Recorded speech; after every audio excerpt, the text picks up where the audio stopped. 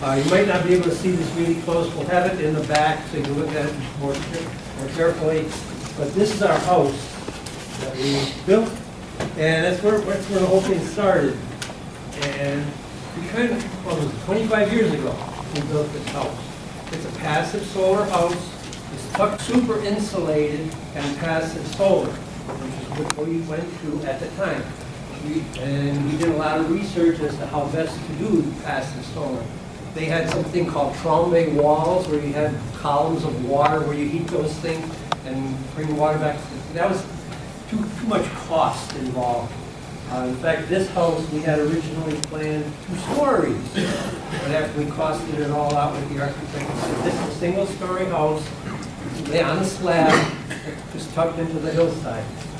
Let's see, what else is there? Right off the top of my head. Make sure I keep off my own. We bought this house, we built a house like this because the house that we were living in had a lot of mold. We had allergy problems. No plywood in it, no OSB board, those kind of things. There'd be outgassing. We have no rugs, no carpets in here, it's hardwood floors. So, yeah, dust and mold was a criteria for us. So we had any kind of petroleum-based glues, that kind of stuff. We had a building built with OSB board. We couldn't get into that thing because it was outgassing for over 6 months. And it was really nasty. It was a big mistake on our part. Of course, we don't use that building very often, thankfully. But the house is in real good shape for it.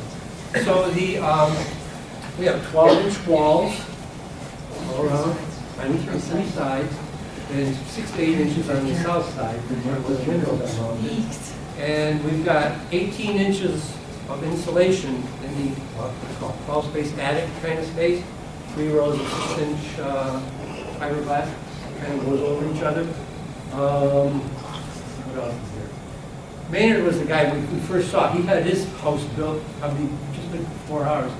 And so he kind of gave me some inspiration to go with this kind of an approach. But everything we do is organic, so we have to live close to the earth as much as we can. And simply. So there's not a whole bunch of gadgets in here. We don't have air conditioning. So we just open the windows when it's cool out. One thing, cool thing the architect did is he did a 2.5-foot overhang on both sides. And this makes it really nice. So in the wintertime, the sun can come all the way, all the way into the house. And that's where we get our heat. And now during this time of year, we're getting to the equinox, we only get about 5 feet of sunlight coming into the house. And by the time summer comes around, there's no sunlight coming into the house. So it kind of keeps the house pretty cool in terms of comfort level. Let's see what else. After we were in the house for, go back there. We heat with wood. We have one wood stove, and that provides our heat. Now, when we built the house, the mortgage company said, you gotta have a backup. Yeah. So we got electric baseboard heat. Now, those things in the rooms, the thermostats in each room set, 55. And sometimes at 3 o'clock in the morning, you can kind of hear them kick in or smell them when they kick in. So we don't keep, especially our bedrooms, we keep our bedrooms cool. So the only room that, is the bathroom. Yeah. Kind of thick. Make it about 60 degrees in the bathroom. So not quite that cold. It's all electric house. It is, yes, all electric house, yes. And because our wood stove, we take about a cord of wood a year.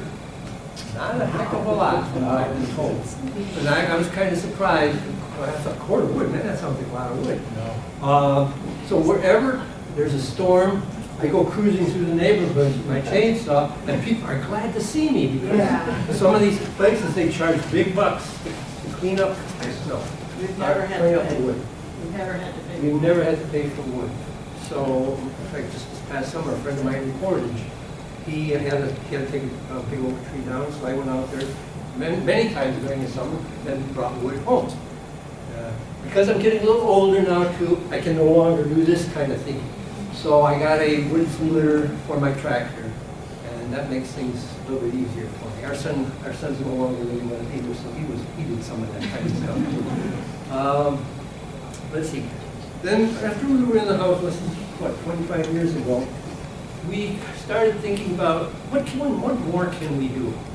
And we figured out solar hot water is probably the next option. And we did a lot of research on that. And we found that these called a drop-down system, so that a bunch of evacuate, in terms of technology, I'm not sure that I can describe it, but on the roof, here, this is it right here. That's on the roof, and it's on the, here in the center of the roof here. So it doesn't take up a lot of space, but it is a drop-down system, and it works year-round. So we're working on it. Installed by Richard. Yeah, built by Richard back there, Richard and Dan Allway. They installed that probably, what, 7 years ago, more or less? I don't remember the exact time frame. And because those glass tubes are glass, we remember a big hailstorm that went through a couple years ago? Shattered the whole thing. It took me almost a whole year before I was still picking up shards all over the place. We finally got that thing in place. This is the same kind of, continuing with the same system. Art. Yeah, art, yeah. And let's see, what else do we do here? Okay, that was the ice one. And there was another friend of ours in Almena Township. She had a pole-mounted photovoltaic array, which we kind of looked like. I thought that's kind of a cool thing to do. So then it kind of stirred ideas in our head that, well, okay, how can we do this? And so then we explored this kind of, well, see it here. There it is, here. But it's just an option that a pole-mounted thingy. It's got 12 panels to it. It's a 2-foot, 2.1 kilowatt system, which is not a heck of a lot as things go. But well, it's there and it works for us, and I'll tell you more about it. Unfortunately, the company that installed it, Dollar Power, they're no longer in existence. So I've had to rely on Art to kind of help us once in a while to look on this. Probably Art may speak a little bit more on this, but I think there's only probably not more than maybe a couple of dozen at the very most places in Van Buren County that have solar power. And so we kind of feel like we're pioneers and maybe guinea pigs and all this kind of stuff when we're doing this kind of stuff. And one of the things that we've done continuously is conservation. And Nora's pyramid thing is really cool because we don't have a television. We don't do that. We just use the microwave once in a while and keep it unplugged because there's a timer thingy on it. But I don't use microwave because I don't think I think it kills the nutritional value of the food, so we try not to use it hardly ever. And some of the things that we were thinking of as we go into the photovoltaic thingy here, one of the things we wanted to save electric costs.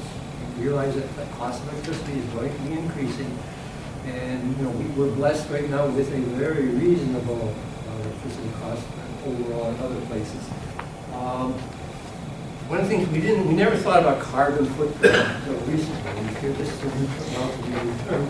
So we wanted to do that too. So that's another factor that led to that.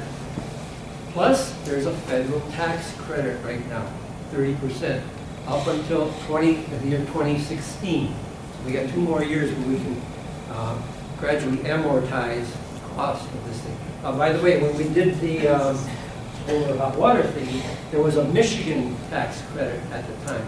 That tax credit is no longer in existence anymore, so that made the installation of that a little bit cheaper. And right now, I think 2 or 3 years ago, the Michigan legislature finally did something good. But they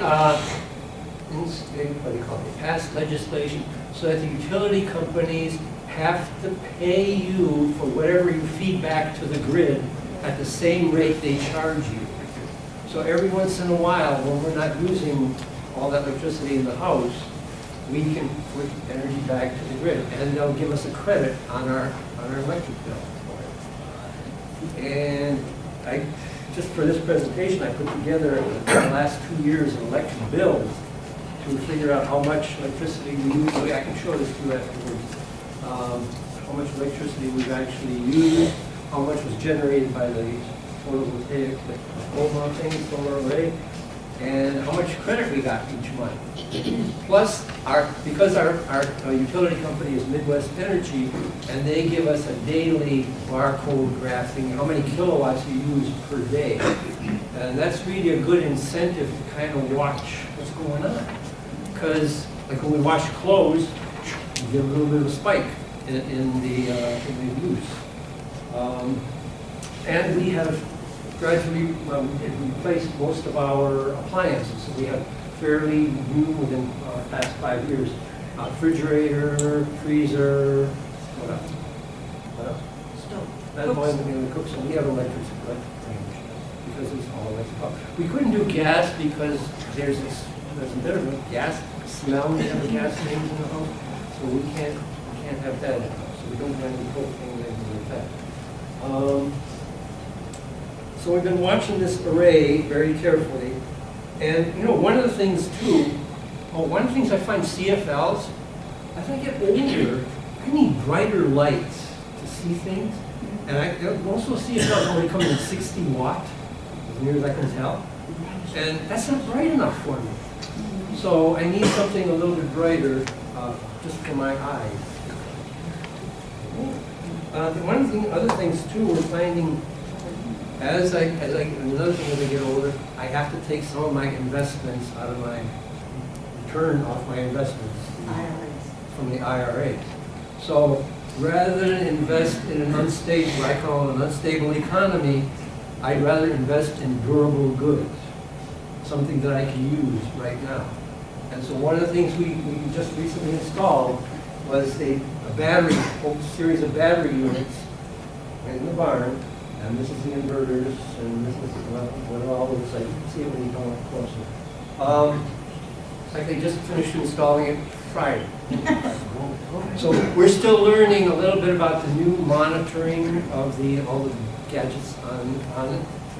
And what this does is we're still grid tied. So the grid comes through the batteries and then comes to the house. Before, the grid came to the house directly, and I forget how this solar array is. Yeah, right now, kind of skip that part. I lose that part. How much do you have to keep track of my time? All right. So does it up? All right. Okay. Our average daily use, for what it's worth, turns out to be about 12 kilowatts per month during, it's 17 in May, 12, 12, 12, June, July, August, 12, all the way to September, and then it starts going back up 14 kilowatts per day. And that's pretty consistent for us. I'd like to get it down to 10 kilowatts a day if we can. I've heard some people really getting down on it, shutting things off. And we are very, I won't say religious, but very conscientious about cutting off, unplugging things. And there's probably a couple of devices that we could still unplug at night that would reduce our use a little bit more, but we're working on it. What else? I just wanted to say that our electric bills are usually under $100. There's maybe 1 month of the year, like December or January, when it went over 100. But it's always been below $100 for an all-electric house. Yeah. Which our neighbor had an all-electric house and he was paying like $400 a month. So with the solar, it's really made a difference in how much we have to pay. So it covers about half of our usage. Well, in a couple of months. You can see the numbers here. If you want to come up, and I can show you my chart here to give you a sense. And some of our electric bills are $28. Okay, that's it.